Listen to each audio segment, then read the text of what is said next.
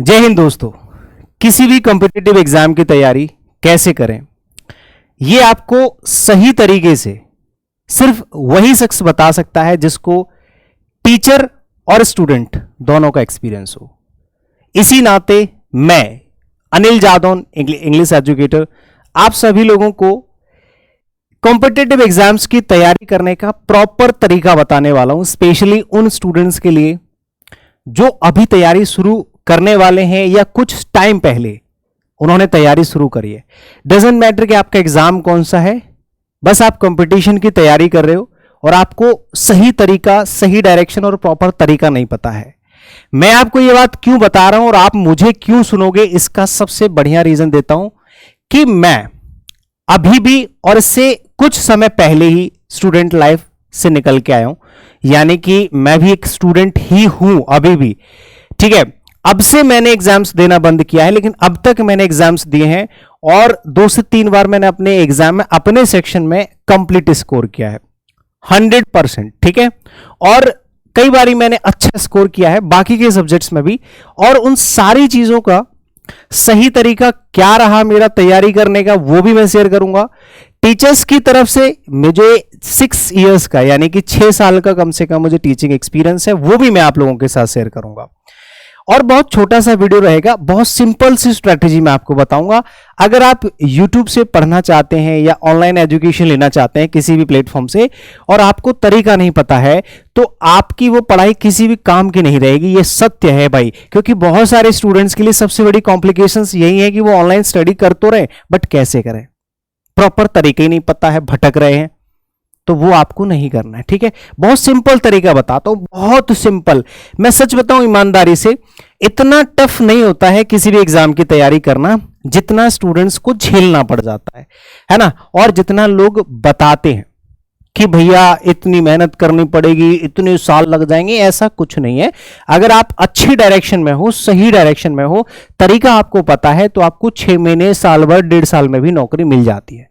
10-10 साल जरूरी नहीं है पढ़ना। ठीक है, और 10-10 साल जो खराब कर रहे हैं उनका भी सबसे बड़ा रीजन यही है कि उन्होंने एक प्रॉपर तरीका फॉलो नहीं करा था। भले ही हो सकता है उनको बात बुरी लग जाए, लेकिन सच है। ठीक है, तो देखो भाई, मैं आपको सिंपल से 2-3 स्टेप बताऊंगा, आपको बस वही फॉलो करना है। अगर आप मेरी बात से अग्री करें तो आप बात को मानना, ना अग्री करें तो किसी और से सुन लेना, यूट्यूब पे बहुत सारे मिल जाएंगे आपको लोग। ठीक है, तो सिंपल सी बात है कि आपका XYZ जो भी एग्जाम है, जो भी आप एग्जाम की तैयारी कर रहे हो, फॉर एग्जांपल आप बैंकिंग की तैयारी कर रहे हो, एसएससी की तैयारी कर रहे हो, स्पेशली मैं बताने वाला हूं जनरल कंपटीशन वाले जो स्टूडेंट्स होते हैं, जो SSC, bank, railway, UP police, constable, ये सब, दिल्ली पुलिस, ये सब पढ़ते हैं, उनके लिए बता रहा हूं। यूपीएससी वाले भी देखो देख सकते हैं, बट यूपीएससी वालों का तो तरीका ही अलग होता है, उनके तो टीचर्स ही अपने आप में मेंटर्स होते हैं। अगर वो उन्हीं की बात सुन लें तो भी उनका जो है तरीका जो उनको समझ में आ जाएगा। ठीक है, तो मैं तो जनरल कंपटीशन की बात बताने वाला हूं। ठीक है, हाँ, तो आपका जो भी XYZ एग्जाम है, सबसे पहला काम आपको क्या करना है? सीधे बुक्स खरीद के लानी है, सीधे टीचर के पास जाना है, सीधे क्लास लेना स्टार्ट करना है? बिल्कुल भी नहीं करना। सबसे पहला काम जो होता है स्टेप 1, बहुत बेसिक काम, आपको सबसे पहले कोर्स मत पढ़ो यार, क्लासेस मत लो, सबसे पहले अपने एग्जाम का प्रॉपर सिलेबस निकालो। प्रॉपर सिलेबस के एक्चुअली आपके एग्जाम में आता क्या है, आप वो पढ़ो ना जो आपके एग्जाम में पूछा जाएगा। स्टेप 1 आपका सिंपल सा यही है, आपको सबसे पहले अपने XYZ जो भी एग्जाम आपका है उस एग्जाम का सिलेबस मेरे भाई निकालना पड़ेगा। सबसे पहला काम आपको अपना सिलेबस निकालना है। कहां से निकालोगे? असली सिलेबस अगर आपको चाहिए तो आप अपने एग्जाम की वेबसाइट पे जाइए। ऑफिशियल वेबसाइट होती है हर एग्जाम की, जैसे एसएससी की अलग से वेबसाइट होती है, बैंकिंग की अलग होती है, डिफेंस की अलग होती है, हर एग्जाम की अपनी एक वेबसाइट होती है। वहां पे वो अपना सिलेबस इशू करते हैं कि इस एग्जाम का सिलेबस ये है, और उस सिलेबस को आप पहले तो पेन से या फिर प्रिंट आउट करके निकाल के रख लो अच्छे से। ठीक है, उसको कहीं पे चिपका लो, या 2-3 दिन तक तो नहीं तो 1 दिन तो कम से कम उस सिलेबस को प्रॉपरली पढ़ो। पढ़ने का मतलब ये नहीं कि आपने पढ़ लिया, तो उस सिलेबस को पढ़ना है आपको। पढ़ने का मतलब उसको पढ़ना, रीड नहीं करना है, उसको समझना है कि अच्छा, जैसे मान लो इसमें कितने सब्जेक्ट हैं भैया, सबसे पहले तो आपको ये चेक करना है कि कितने सब्जेक्ट्स हैं। ठीक है, अब XYZ जितने भी सब्जेक्ट हैं, हर सब्जेक्ट के अंदर टॉपिक्स लिखे होते हैं उनको लिख लो भैया, एक प्रॉपर टॉपिक्स की लिस्ट बनाओ, एक भी टॉपिक छूटना नहीं चाहिए। अच्छा, वेबसाइट के अलावा भी आप 2-3 जगह से जो है गूगल पे जाके या किसी भी टीचर्स वीचर्स ने या किसी प्लेटफॉर्म वालों ने इशू कर रखा होता है सिलेबस, उसको भी एक बार पढ़ लेना, कहीं ऐसा तो नहीं है कि इसमें कुछ डिफरेंस हो, ठीक है, मैच कर लेना, है ना। हाँ, और उसके अंदर सारे के सारे आपने टॉपिक्स लिख लिए। पहला काम बता रहा हूं जो कि सबसे ज्यादा इंपॉर्टेंट है, ये फ्रेशर्स की लिए बहुत बढ़िया चीज है, बहुत बढ़िया, ठीक है, बहुत। और सबसे बड़ा देखो, आपको पेशेंस बड़ा रखना है। जो लोग तैयारी करते हैं ना, शुरू करते हैं, उनके अंदर पेशेंस नहीं होता। पेशेंस इनको आता है 2-3 साल बाद, जब इनका पढ़ाई करने का समय निकल जाता है, जब ये पढ़ने में एक्साइटमेंट होती है ना इनके अंदर पढ़ने की, उस टाइम पे ये लोग पेशेंस नहीं रख पाते और 2-3 साल ऐसे ही बर्बाद कर देते हैं, जिसकी वजह से किसी भी एग्जाम की तैयारी में हमें बहुत टाइम लग जाता है। तो आपने सारा सिलेबस निकाल लिया, सारे सब्जेक्ट के नाम लिख लिए कि मेरे एग्जाम में मैथ्स भी पूछा जाएगा, इंग्लिश भी पूछी जाएगी, रीजनिंग, जीएस या ईटीसी जो भी, और उसके आपने टॉपिक्स लिख लिए। जैसे कि मान लो इसमें 14 टॉपिक्स हैं, चैप्टर्स जिनको बोलते हैं आप लोग, ठीक है, 10 इसमें चैप्टर्स हैं, 20 इसमें चैप्टर्स हैं, सारे चैप्टर्स आपने काउंट करें, ठीक है। हर एक पेज पे एक सब्जेक्ट के सारे टॉपिक्स लिख लो, ठीक है। दूसरे पेज पे दूसरे सब्जेक्ट के सारे टॉपिक्स लिख लो।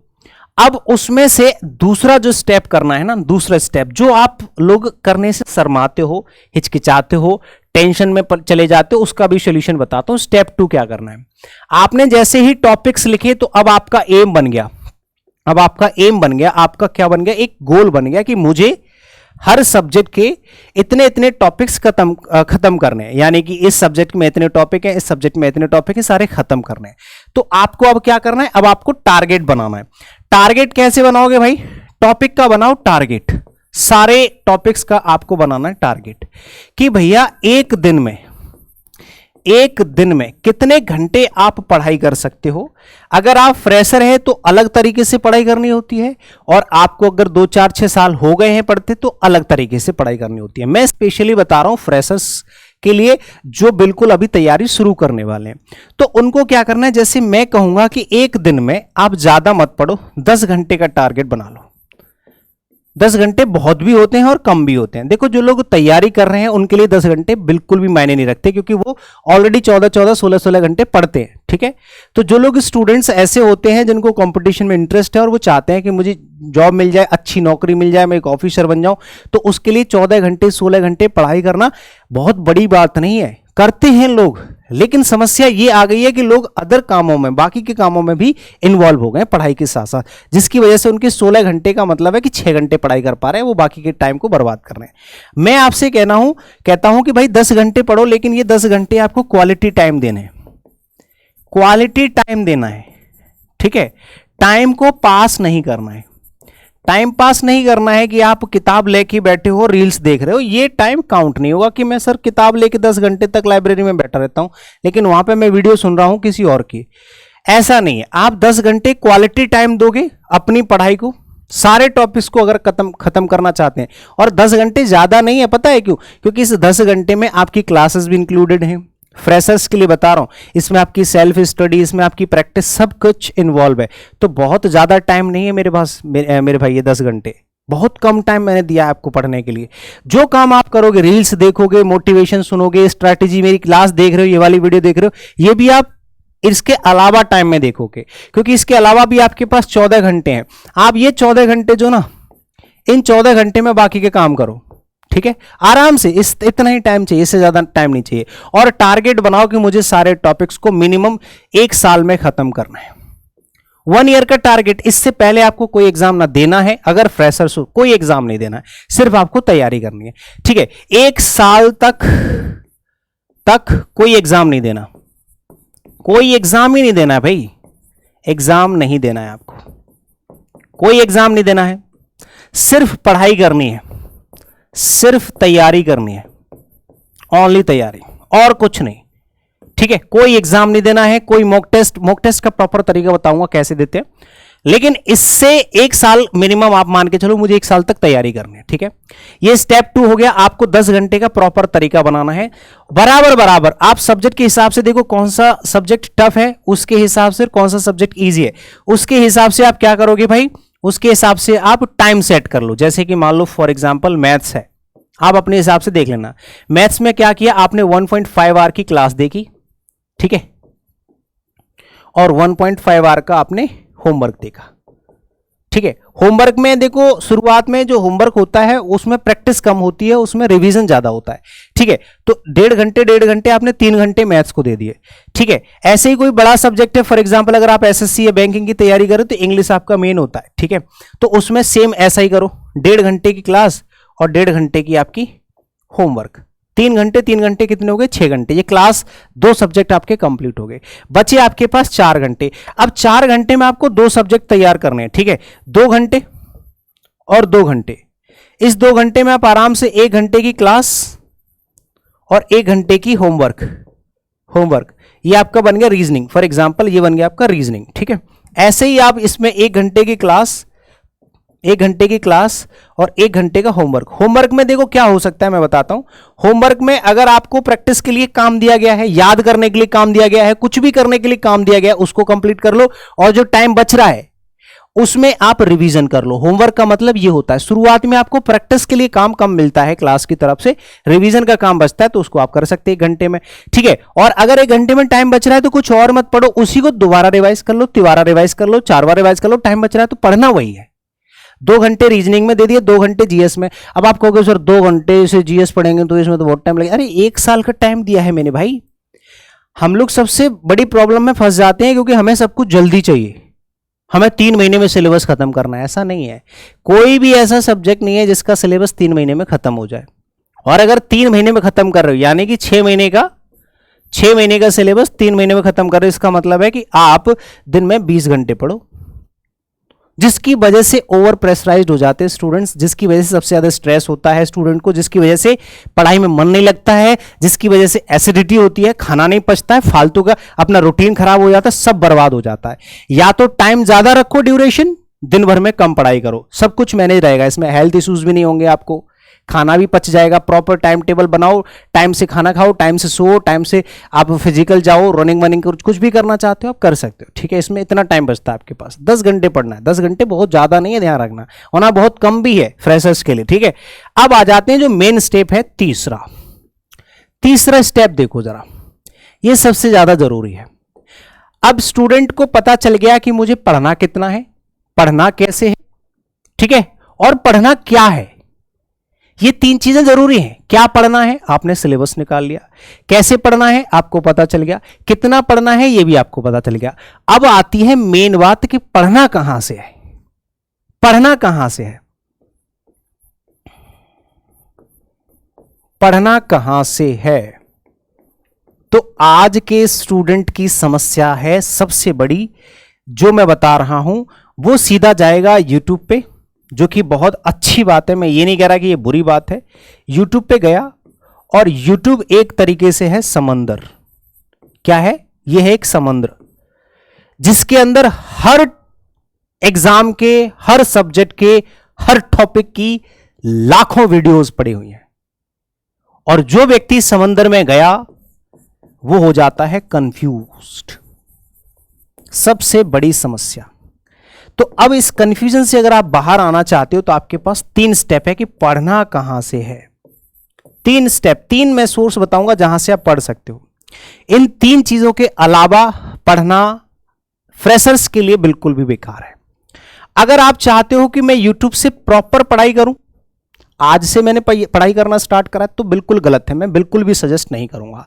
और अगर आप पढ़ना चाहते हैं और सजेस्ट करते भी हैं तो फिर आपको 1% या 0.1% केस में मैं आपको सजेस्ट करूंगा कि कोई अच्छी प्लेलिस्ट हो, कोई अच्छी और बेसिक प्लेलिस्ट हो, अच्छी बेसिक और कंप्लीट प्लेलिस्ट मिले तो आप पढ़ सकते हो। अदरवाइज मैं आपको ये बिल्कुल भी सजेस्ट नहीं करता।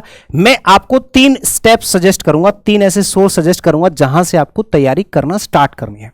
जैसे कोई भी यूट्यूब चैनल है, कोई भी यूट्यूब चैनल, आप उस यूट्यूब चैनल के एप्लीकेशन पे जाओ।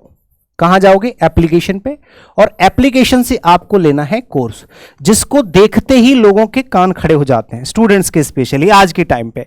भाई टीचर आपको 10,000 रुपए में पढ़ाता था एक सब्जेक्ट ऑफलाइन, या 15,000 रुपए में पढ़ाता था, वही टीचर आज अपने कंटेंट को 500, 600, 1,000 रुपए में पढ़ा रहा है। आपको लगता है कि ये बंदा धंधा कर रहा है, ये आगे बढ़ रहा है, ये टीचर पैसे वाला हो गया। भाई वो मेहनत भी तो कर रहा है, वो टीचर आपको पढ़ा भी तो रहा है, 200, 300 घंटे तक पढ़ा भी तो रहा है। पहली बात तो आप ये दिमाग बिल्कुल भी मत, या तो आप बिजनेसमैन बन जाओ, आप पढ़ाई छोड़ दो, आप स्टूडेंट रहो ही मत, आप खुद टीचर बन जाओ, जो कि हो रहा है आजकल। ना तो इधर के रहे स्टूडेंट, ना इधर के स्टूडेंट। क्या कर, अरे ये टीचर पढ़ा रहा है, ऐसे तो मैं भी पढ़ा लूंगा, वो खुद टीचिंग करने लग रहा है। भैया हाथ जोड़े, अगर आपको टीचिंग करनी है तो पहले उसके जैसा बन जाओ, ठीक है। पहले स्टूडेंट, टीचर बनने के लिए भी तो स्टूडेंट बनना पड़ेगा, उसके लिए भी तो पढ़ना पड़ेगा। बिना पढ़े ही स्टूडेंट टीचर बन जा रहे हैं। एक चैप्टर पढ़ लिया, वो एक चैप्टर पढ़ाने लग रहे हैं। पहले यूट्यूबर बन जाओ आप। मेरे भाई अगर नौकरी ही लेनी है तो आप अपना काम करो, आपको अपना काम करना है, उनको अपना काम करने दो। अच्छा टीचर, डेमो क्लासेस आपको यूट्यूब पे मिल जाती हैं आराम से, कोई भी टीचर है, आप सबकी वीडियोस देख लो, जो आपको अच्छा लगे उसका कोर्स परचेज करना है। और ये आपके लिए खुश नसीबी है कि आप इस युग में हो, इस सदी में हो, जहां पे 10, 20 हजार रुपए की चीज 500, 1,000 रुपए मिल जा रही है। तो इसको दिमाग मत चलाओ, इसको ये मत सोचो कि यार ये टीचर तो पैसे वाला बन गया, इसके तो इतने कोर्स सेल हो रहे हैं, इसके तो ये पैसे वाला। अरे उससे क्या मतलब है तुम्हें, वो तब भी तुम्हें बहुत ज्यादा कुछ दे रहा है कम पैसों में। शुक्रगुजार है कि भाई तुम्हारा, तुम इस युग में हो, वरना लोग फिर भी ऐसा दिमाग नहीं। बिजनेस पहले भी होता था, है ना, पहले भी पैसा कमाते थे टीचर्स, लेकिन वहां पे आदमी को भर भर के पैसा देना पड़ता था, लाख रुपया देना पड़ता था। आज भी देना पड़ता है ऑनलाइन कोर्सेज में। ये हाल है कि आप एक दिन के 24 घंटे के बाद वीडियो नहीं देख सकते। कंटेंट आज भी बिक रहा है अच्छे तरीके से, उसकी वैल्यू भी होती है, लेकिन आप लोग वैल्यू नहीं करते, ठीक है। तो आपको सबसे पहला मैं आपको दूंगा कि अगर आपको एक तरफ से पढ़ना, आप ऑफलाइन नहीं पढ़ना चाहते या ऑफलाइन नहीं पढ़ पा रहे हो, तो ऑनलाइन में आप किसी भी एप्लीकेशन से कोर्स लीजिए, कंप्लीट कोर्स लीजिए, और उस कोर्स के हर सब्जेक्ट की हर क्लास को बिल्कुल बढ़िया तरीके से प्रॉपरली, जैसे मैंने बताया कि पहले क्लास लो फिर रिवीजन करो, पहले क्लास लो फिर रिवीजन करो, उसके बाद प्रैक्टिस करो। जब ये तीनों चीजें भरपूर मात्रा में हो जाए तब जाके आप मॉक टेस्ट लगाओ। समझ गए? पहले क्लासेस कंप्लीट करो, फिर आधे टाइम में उसका रिवीजन करो, फिर आधे टाइम में एक और बार रिवीजन करो, फिर जाके आप प्रैक्टिस करो, फिर जाके मॉक टेस्ट लगाओ। इस तरह से आपका एक साल में पूरा सिलेबस अच्छे से बढ़िया तरीके से कंप्लीट होगा। दूसरा स्टेप होता है कि आप ऑफलाइन क्लासेस लो, ठीक है। दूसरा स्टेप होता है कि आप ऑफलाइन क्लासेस ले लो, या तो ऑनलाइन क्लासेस ले लो। ऑनलाइन क्लास लेनी है तो आपको क्या, कहां से पढ़ना पड़ेगा? आपको पढ़ना पड़ेगा एप्लीकेशन से, ठीक है, एप्लीकेशन से प्रॉपर। पहला सजेशन मैं यही दूंगा। दूसरा दूंगा मैं आपको ऑफलाइन का सजेशन कि आप कहीं पे भी किसी भी कोचिंग सेंटर में जाओ, अगर आपको ऑनलाइन पढ़ना पसंद नहीं है, आपको समझ में नहीं आ रहा है, तो आप किसी भी टीचर से ऑफलाइन क्लासेस ले लो, ठीक है। और तीसरा स्टेप होता है यूट्यूब, और यूट्यूब की कहानी मैंने आपको बताई रखी है। यूट्यूब से भी आप पढ़ाई कर सकते हैं, लेकिन उसकी कंडीशन ये है, ये मैं बहुत कम सजेस्ट करूंगा। ऐसे नहीं कि मैं यूट्यूब पर पढ़ाता नहीं, मैं भी पढ़ाता हूं। आप मेरे से अगर यूट्यूब से पढ़ना चाहते हैं तो मैंने ऐसी 2-3 प्लेलिस्ट बना रखी हैं। सबसे बढ़िया प्लेलिस्ट है, अगर आप ग्रामर पढ़ना चाहते हैं अच्छे तरीके से, तो A to Z complete English batch मैंने पढ़ा रखा है, ठीक है। इसमें मैंने बड़ा बेसिक से सारे के सारे सब्जेक्ट टॉपिक्स कवर करा रखे हैं। इसके अलावा 60 दिन 60 मैराथन, 30 दिन 30 मैराथन, वोकैबुलरी की 2-3 प्लेलिस्ट बनी हुई है, बहुत बड़ी बड़ी प्रैक्टिस मैराथन्स भी बनी हुई। तो ये ऐसी क्लासेस, जब आपको प्रैक्टिस करनी होती है या क्विकली चीजों को सीखना होता है तो यूट्यूब से जाइए। लेकिन जब आप शुरुआत कर रहे हैं तो शुरुआत यूट्यूब से ना करके आप एप्लीकेशन से करिए, चीजों को यहां से बेसिक से सीखिए, ठीक है। इसमें शर्म वाली बात नहीं, आप दूसरी चीजों में दिमाग मत लगाओ, आप अपना काम करके निकल जाओ, बस बात खत्म। आपको पढ़ना है ना, टीचरों को पढ़ाना है, बात खत्म। क्यों दिमाग लगा रहे हो, है ना। कोई मोटिवेशन दे रहा है, आप भी मोटिवेशन दे रहे हो, क्या मतलब बनता है? मोटिवेशन इतना सस्ता हो रहा है, हर कोई दे रहा है, किसी को चाहिए नहीं, बस देने में लगा हुआ है, लेना किसी को नहीं है, ठीक है। तो ये 3 मैं आपको बता रहा हूं कि आप यहां से पढ़ोगे, यहां से पढ़ोगे, यहां से पढ़ोगे। पढ़ोगे कैसे? सबसे पहले आप बेसिक्स क्लियर करोगे, उसके बाद उनका रिविजन जरूर करना है, क्योंकि पढ़ने के बाद डायरेक्ट चीजें दिमाग में नहीं जाती हैं। पढ़ने के बाद प्रॉपर उनके नोट्स, अच्छा मैं स्टेप बाय स्टेप बता भी देता हूं कि पढ़ना कैसे है। देखो, एक बार और बता देता हूं पढ़ना कैसे है। सबसे पहला स्टेप आपको क्या करना है? सबसे पहले आपको लर्न करना है। लर्न करने का मतलब पहले सीखो, जो टीचर ने सिखाया है क्लास लो प्रॉपर, और उस क्लास को खत्म करो। टीचर ने पूरे 1 घंटे की क्लास में जो कुछ भी आपको सिखाया, 1 घंटे 1.5 घंटे की क्लास में जो कुछ भी सिखाया उसको सीखो। आपने सीख लिया, दूसरा स्टेप क्या करना है? दूसरा स्टेप करना है आपको रिवाइज। रिवाइज करना है 50% टाइम में, ठीक है। 50% टाइम में, इसमें आपको आधा टाइम देना है। जैसे 1 घंटे की क्लास है तो आधे घंटे में रिवाइज कर लो। तीसरी बार आपको करनी है उसकी प्रैक्टिस, चैप्टर वाइज प्रैक्टिस करनी है, जो सीखा, ठीक है, जो सीखा है उसकी प्रैक्टिस, जो सीखा उसकी प्रैक्टिस करनी है आपको, ठीक है। और अगर इसमें आपके डाउट्स आते हैं, अगर इसमें आपके डाउट्स आते हैं, है ना, जो कि आएंगे, जो पढ़ता होगा उसको जरूर डाउट्स आएंगे, डाउट्स के बाद फिर से रिवाइज करना है। क्योंकि जो अगर टीचर ने ईमानदारी से पढ़ाया है तो डाउट्स आपके नहीं आने चाहिए, और अगर फिर भी डाउट्स आ रहे हैं इसका मतलब आपने यहां सीखने में कंजूसी कर दी। डाउट्स कब आते हैं? जब हम सीखने में कंजूसी करते हैं। अगर आपको प्रैक्टिस करने के बाद, सीखने के बाद, रिवीजन के बाद, प्रैक्टिस करने के बाद भी डाउट्स आ रहे हैं, इसका मतलब तुमने रिवाइज नहीं किया। फिर से रिवाइज करो और दोबारा से प्रैक्टिस करो। फिर भी डाउट आ रहे हैं, फिर से रिवाइज करो, फिर से प्रैक्टिस करो। जब तक ये चैप्टर कंप्लीट ना हो जाए तब तक दूसरे चैप्टर पे बढ़ना नहीं है, ठीक है। टीचर जरूर बढ़ेगा, आपको रिवाइज करके, प्रैक्टिस करके फिर आपको टाइम मैनेज करना पड़ेगा। दूसरा चैप्टर भी सीखना है, ये भी करना है, ठीक है। और अगर फिर भी ये छूट जा रहा है, मान लो कि आपने रिवाइज नहीं कर पाए, तो पूरा सिलेबस कंप्लीट होने के बाद फिर से एक बार पढ़ो टीचर से, उसी चीज को रिवाइज करते हुए, ठीक है, आधे टाइम में, जितना जल्दी क्विकली कर सको। तब जाके आप प्रैक्टिस के बाद लास्ट में आप मॉक टेस्ट लगाओगे। लास्ट में, ठीक है, आपको क्या करना है? मॉक टेस्ट लगाने हैं। लास्ट में लगाते हैं जब आपका सिलेबस अच्छे से कंप्लीट हो जाता है। ये आपका एक पूरा प्रोसीजर है, ठीक है, प्रोसेस है पढ़ने का, अच्छे तरीके से तैयारी करने का। और मैंने आपका ज़्यादा टाइम ले लिया समझाने में, क्योंकि मुझे तसल्ली से समझाना था। बाकी मैं उम्मीद करता हूं कि एक टीचर और एक एस्पिरेंट होने के नाते जितना मुझे एक्सपीरियंस है चीज़ों को सीखने सिखाने का, वो मैंने आपके साथ शेयर करा है। अगर आपको मेरी बातें समझ में आती हैं, अच्छी लगती है, तो आप अप्लाई कर सकते हैं। नहीं लगती हैं तो फिर आप किसी दूसरे अपने भाई, बंधु, टीचर, एस्पिरेंट, किसी की बात जो आपके दिमाग में बैठ जाए, कैसे भी करके आपकी सफलता जो है हमारे लिए मैटर करती है, ठीक है, वो आप कर सकते हैं, ठीक है। तो उम्मीद करता हूं कि आपको मेरी बातें अच्छी ही लगी होंगी, समझ में आई होंगी। अगर समझ में आई तो कमेंट करके जरूर बता दीजिएगा। बाकी आपका बहुत बहुत शुक्रिया। Thank you so much. मिलते हैं जल्दी।